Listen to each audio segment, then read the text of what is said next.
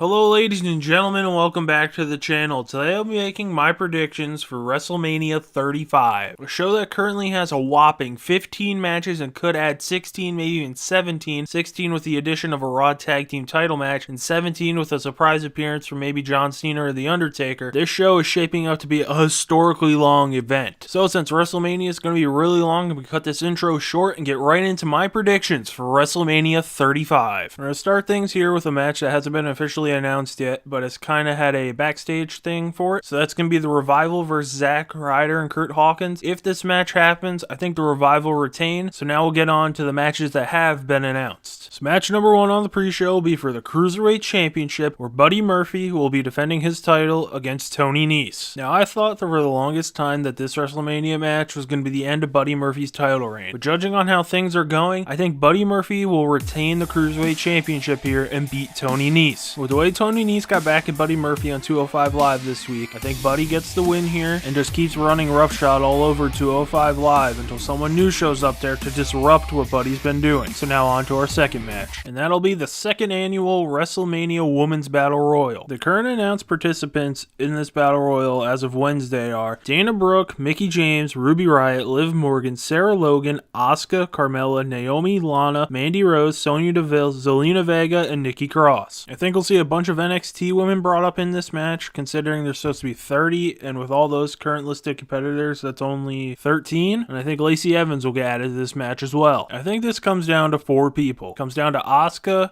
Mandy Rose, Sonya Deville, and Lacey Evans, and I feel the winner of this Battle Royal is going to be Asuka. I feel like this will just be a make-do for, hey, we took the belt from you 2 weeks ago, here's a trophy, have this thing's shiny too. I think Mandy Rose and Sonya Deville will continue their fracas and eliminate each other and leave Lacey Evans and Asuka here, which was rumored at one point to be the SmackDown Women's title match at WrestleMania. And then this will lead to Asuka eliminating Lacey Evans, and she wins the Battle Royal. So now on to our pre-show main event, the Andre the Giant Memorial Battle Royal. The current listed competitors in the Battle Royal as of right now are Braun Strowman, Michael Che, Colin Jost, Apollo Crews, Titus O'Neil, Tyler Breeze, Jinder Mahal, No Way Jose, Bobby Roode, Chad Gable, Kalisto, Grand Metalik, Lindsay Dorado, Bo Dallas, Curtis Axel, Heath Slater, Rhino, Victor, Connor, Andrade, Ali, Shelton Benjamin, Luke Gallows, Carl Anderson, Matt and Jeff Hardy, Otis, Tucker, and EC3. Some other people I think you could see added to this Battle Royal. Kevin Owens, he currently has nothing on WrestleMania. He was supposed to be in the WWE title match, and then Kofi got really hot and took a spot here. And then we'll see some people from NXT. First off, we'll get this whole Saturday Night Live, Colin Jost, Michael Che, Braun Strowman thing out of the way here. None of them are winning. I think the Battle Royal is going to start. The C's are going to part. It's going to be Che and Jost staring at Braun Strowman. They're going to stare.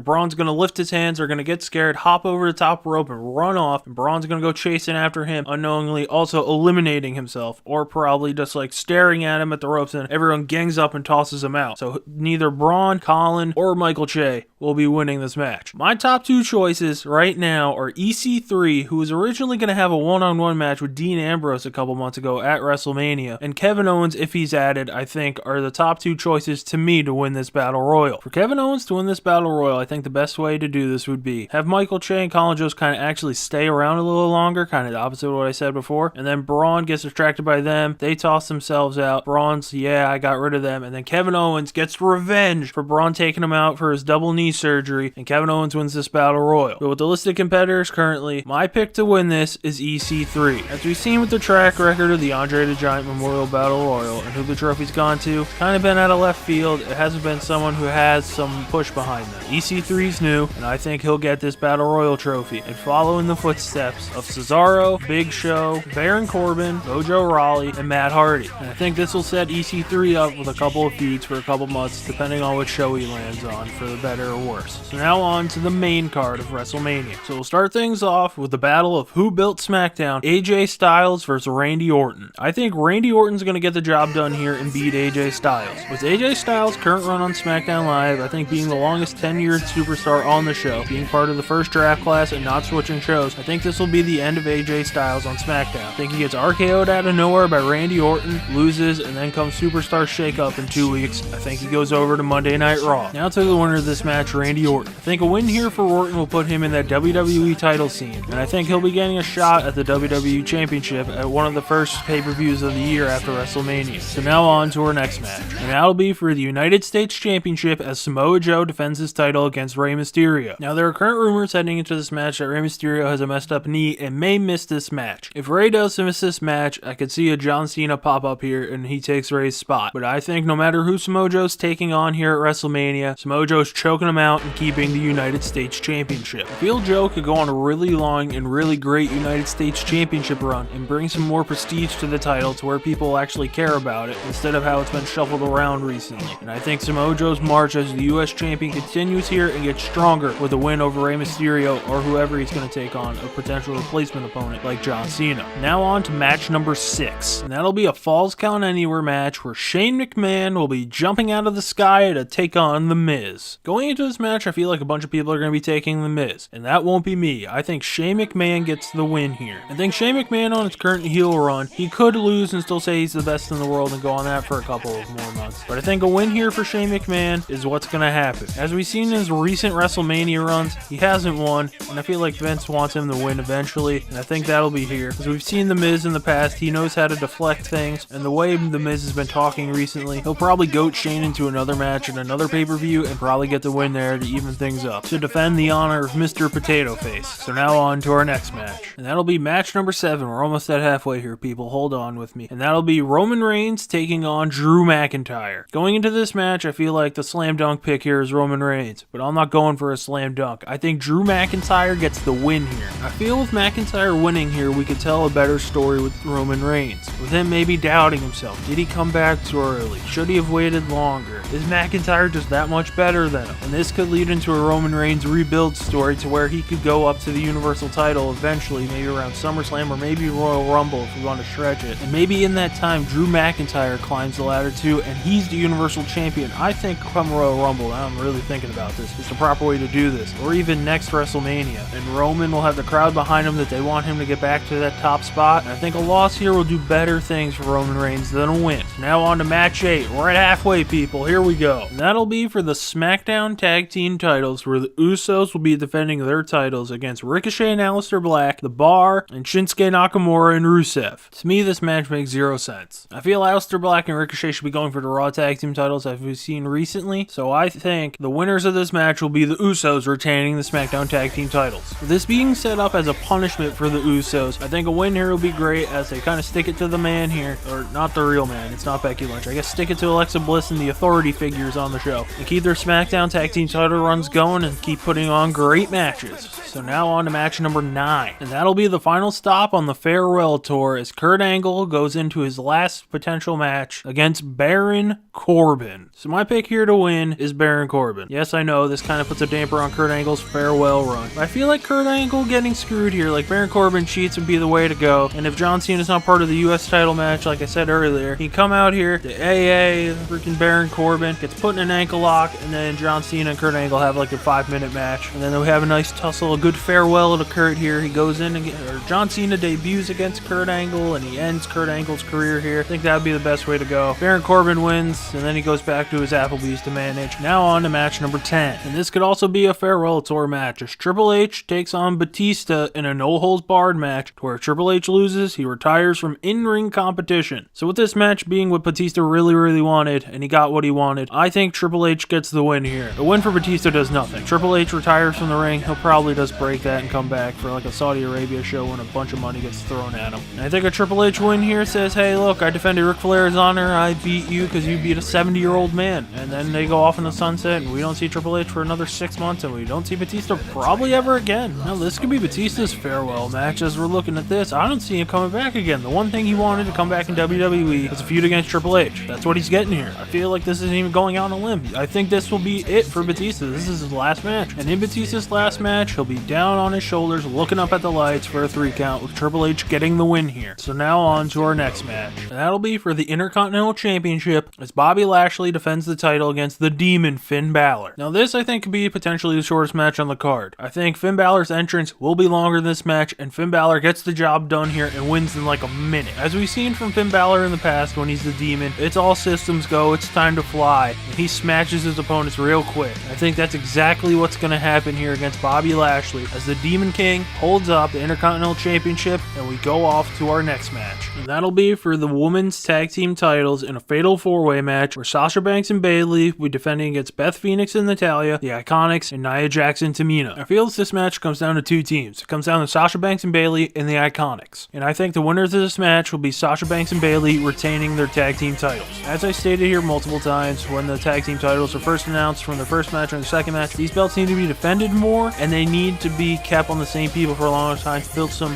history into them, to where these have been on these people for a long time. People have come after them and just can't get the job done, to where there's a bunch of hungry challengers trying to knock off the longtime champions, and then they'll go on to maybe hopefully get these titles to mean something. So now on to our final three matches, the big three matches of WrestleMania 35. And the first one we'll be talking about is for the Universal Championship, and we'll see Brock Lesnar defending the Universal title against Seth Rollins. Now, of the big three babyfaces going for titles in big matches here at WrestleMania, Seth Rollins has been linked to be the most likely candidate to lose. Now, as we've seen through my picks here, I've kind of went for a theme here of some balance, and I think earlier matches in the card, I don't think this will be the exact order of these matches. They won't save the three biggest matches for the end here, but I think with the layout that I've had here, I think Seth Rollins will get the job done here and slay the beast. I think it's time for the Universal title to finally be on Raw every week, and a champion we all can know and remember and not have to think about. Like, we know Brock Lesnar's the champ, but you're like, who's the Universal champ? You gotta think for a minute. Rollins gets the job done here, brings the Universal title back onto the show, which we really haven't had. Roman did it for a little bit. Kevin Owens is really the only champion to have the title on there every week on the show. I think the Universal title has really suffered because of that, and I think Rollins getting the win here can bring the Universal title out of the dark here and maybe bring it up to what we all thought it would be when it was first announced. So now on to the co-main event of the evening, or should I say the Kofi main event of the evening, where we'll see Kofi Kingston taking on Daniel Bryan for Daniel Bryan's WWE Championship. If you want to see something good heading into this match, there'll be a link in the description to the Daily Motion video of this, because YouTube took it down, but someone, I will retweet them on Twitter, you can follow that, and the link's just down below too. Someone made the WrestleMania 30 hype video for Daniel Bryan, but for Kofi, and it's really good. It's something, you check that out down below here. And as we all know, this match kind of came out of left field. This was supposed to be Kevin Owens versus Daniel Bryan, and now we're getting Kofi versus Daniel Bryan. I think Kofi is going to win here. This would make zero sense for Kofi to lose. If you want the crowd to just be pissed wherever this match is put from there on out, then have Kofi lose, and then everyone will be like, the crowd's dead. Yeah, because Kofi got beat earlier, and it makes zero damn sense. Kofi needs to win the title here. This crowd will explode, and even though there's already no roof on MetLife Stadium, that place is going to be shaking like you see the Mile High cameras when the Broncos are in the playoffs and big things are happening. Crowd will come unglued as Kofi finally wins the WWE Championship, and this could potentially lead to the end of the New Day. If you really think about this, why did Kofi get his title shot? Because Xavier Woods and Big E got it for him. So now they're going to think, hey, we should be getting chances at that title too. We got it for you. So when the day comes when Kofi gets turned on by Big E and Xavier, remember, it's all because of Kofi Mania that the New Day probably is going to break up. And when Big E drops them both, that's where it's going to lay. That, hey, I got you your chance at the WWE Championship, and now I want mine. So now on to the main event of the evening, and that'll be a triple threat winner take all for both the Raw and SmackDown Women's Championships, and that'll feature Charlotte Flair, the SmackDown Women's Champion, taking on Ronda Rousey, the Raw Women's Champion, and taking on the man, Becky Lynch. I feel like this is a no-brainer pick of the pay-per-view. Becky Lynch will walk out with both the SmackDown and Raw Women's Championships here. This has been the build ever since Becky turned on Charlotte back at SummerSlam, and then the crowd rejected it. Everyone wants to see Becky have that one shining moment here, and it'll happen at WrestleMania 35 when everyone in MetLife Stadium singing along to her entrance song as she's standing on the top rope with both titles, and Charlotte and Ronda looking on from the apron, wondering how this could have been them. And that's how WrestleMania will end, with Becky Lynch holding up the blue SmackDown Women's Championship and the red Raw Women's Championship, and the crowd will go home happy for the first time since WrestleMania 31. So that'll do it for my WrestleMania 35 predictions. Leave your thoughts about WrestleMania 35 in the comments section down below. If you like the video, hit the like button. If you like what I'm doing on this channel and want to see more, hit the subscribe button. And enjoy WrestleMania and all 800 hours of it. And as always, thanks for watching.